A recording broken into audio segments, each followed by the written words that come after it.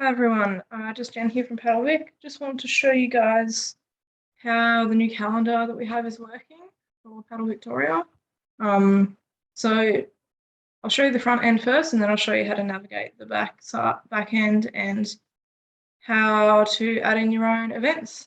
So from the beginning, if you want to access the calendar from the front end, you can either go to paddlevic.org.au, or you can simply go to the normal Paddle Victoria website, which is vic.paddle.org.au, and click on the calendar. So when you do that, it will take you to the calendar, to our new calendar. So it's a pretty simple page. We don't have a huge amount of bling or anything like that on here. It's very simple, and we just thought we'd keep it as easy as possible for now. So this calendar is on a completely different website to the Paddle Vic website. It's not the same site. So this vic.paddle.org.au is owned or over authorised by Paddle Australia. Therefore, we were having issues and we weren't able to make a calendar on this website. So we made our own website so that we could customise the calendar and let you guys have a bit more autonomy over what's happening, and that way we can also filter it, and the calendar is a lot more functional now. So as you can see, you scroll down, you can search for events. So if you wanted to search for, let's just say, Slalom Yarra. If you're looking for the Slalom Yarra series, you could type that in here and it comes up. 1, 2, 3, 4, etc. If we go back to the homepage, you can see the upcoming events. So the next event is Sunday the 15th of May, and it's Marathon Yarra doubles. And these are the events that you guys have sent me that I've put into the website. But now I'm going to show you, in a minute, I'm going to show you how to do that yourself. So if you want to filter by discipline, you go into the event categories section just here, and you can type in slalom. Like, you can click slalom, and it'll show you all the events that have been designated specifically to slalom. I can get rid of that. And costs, and these things you can put them in when you input the events, if you want people to be able to designate something by cost, but typically it's not really relevant for most of the disciplines. It's a bit more relevant for the Paddle Vic programs that we run. Venues as well, it's a range of venues in here, so if you're looking for something in Nagambie, you can click Nagambie. So all of these different filtering options are available for you guys to add in when you make a new event. Cool. So as I said, this is the website. This is the calendar itself, the front end of the calendar. And I'm now going to show you how to log in so that you can edit it yourself. So I'll just get out of this, go back here. So go up to your search bar here and type in paddlevic.org.au/admin. Don't forget to put that admin thing in, because otherwise you won't be able to log in. So because we've written admin up here, we can now log in. I should have sent you all a login for this. You might need to change your password when you first get the email regarding the login for this website. Just follow the prompts when you get the email from the email will be from WordPress. Just have a look in your junk mail to see if you've gotten it there, because mine, when I made an account for myself, a test account, it went straight to my junk mail. So I'm going to log in for myself. Actually, my username is just Jen, and then my password I'll leave there. So I'm just going to log in. So when you first log in, this is what will come up. It's just the dashboard. There's not really anything on here that you need to see, that you need to look at or do anything. The main thing you need to do is just go straight to the events thing.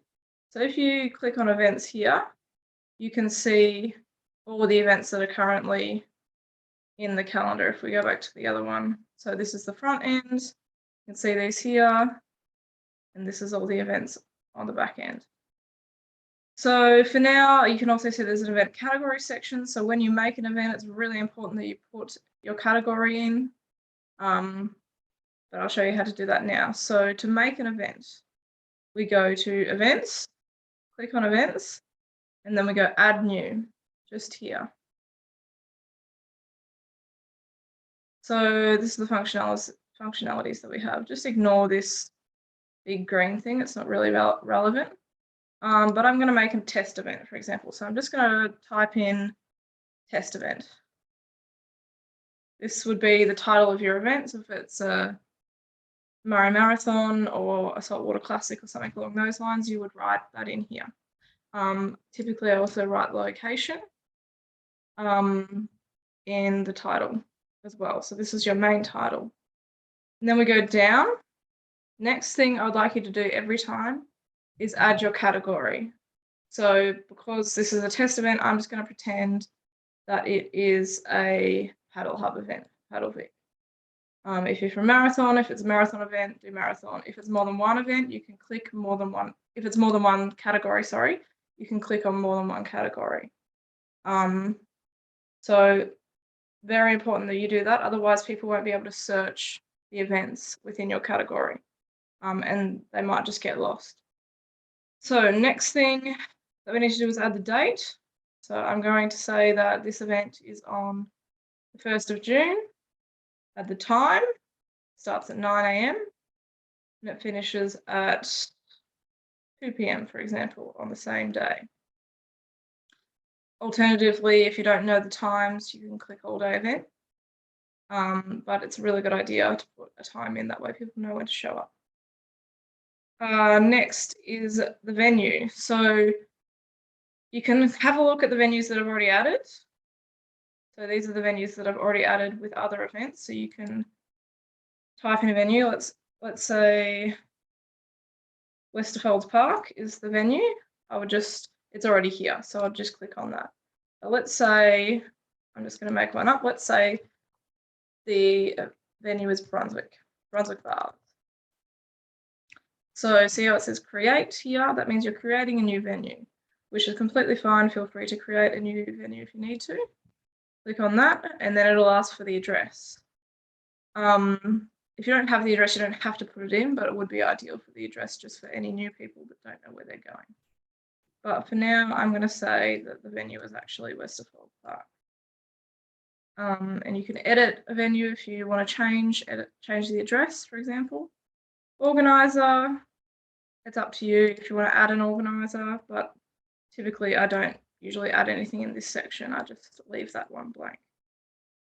If you have a web page for registration or something like that, or a web page explaining more details for the events, you add it in here. So let's just say, for example, I'll just put Paddle Power just as an example. If you want to add a cost, for example, if it's an event that has a registration cost, I would add that here as well. And then there's a little excerpt. Typically, I will write, if we have a look down here, a small excerpt. So this is what shows up. So who to call, the information, an email address, and what it is, what you're doing. Don't write anything too long because it'll take up a lot of space in this section and might make things a bit messy. So just basic information, ideally a website linking to more information about the event, or a Facebook page or anything like that. So let's just say, what is this again? Test event. We're just going to say Paddle Hub, Willowdale Lake, and contact education. Yeah. Education at vic.paddle. At vic.org.au. And then you can just write a phone number. for contact details. You don't have to put your phone number. It's up to you what contact information you put in. You can allow comments. If you don't want to allow comments, then click that off.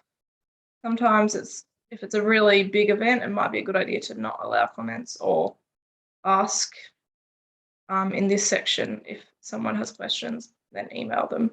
Because if it's a big event, you might get a lot of comments. And then from that point, you can set a featured image if you like. I haven't been doing that just because I haven't been given any images and they're not overly necessary, but we're just double checking. We've got a title. We've definitely put the category in, the time, the location, the website, if you've got one. It can be a Facebook page, just anything, and a small excerpt as to what it is. And then at this point, you've finished setting up your event. So yeah, got to remember to click publish. Always click publish, otherwise it will disappear. Okay, so I've just clicked publish. Now, if I want to see the event, I can click here at view event. So this is the event on the actual website. On the front end, you can see it's pretty simple, not too much information. Just trying to keep things as simple as possible. And if you want to see it in the actual website, in the list, I can scroll down and I can see it just here. It's come up in this section. So there's my test event. Or if I want to find it via category, I added in, I remember what category it was part of. It was pedal power. I think it was River Rambles. Pedal Hub, that's right. So here it is here. So you can see it via the category. If I wanted to look for it via location, I would go here and go down to Westerfelds Park. That's just there. So yeah, I will have sent everyone a login by the time this video is posted. So hopefully that you've got that, and let me know if you have any issues. Otherwise, that's how you add things to the calendar. Thanks very much, guys, and I'll see you soon.